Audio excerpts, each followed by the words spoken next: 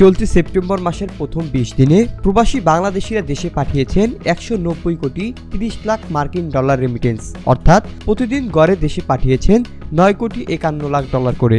বাংলাদেশ ব্যাংকের নির্বাহী পরিচালক ও মুখপাত্র আরিফ হোসেন খান এই তথ্য নিশ্চিত করেছেন।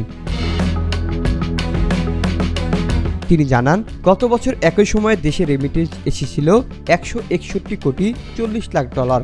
তিনি আরও জানান, ১৮ থেকে ২০ সেপ্টেম্বর পর্যন্ত ৩ দিনে দেশে এসেছে ১৩ কোটি ৩০ লাখ ডলার রেমিটেন্স।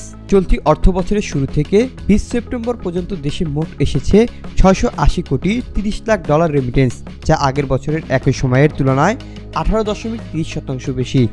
এর আগে আগস্ট মাসে দেশে এসেছিল ২৪২ কোটি ১৮ লাখ ৯০ হাজার ডলার এবং জুলাইয়ে এসেছিল ২৪৭ কোটি ৮০ lakh dollar remittance.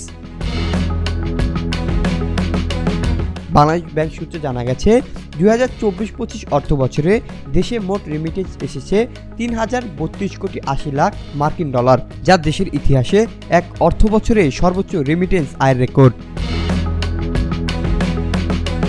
Arifin moon, news desk.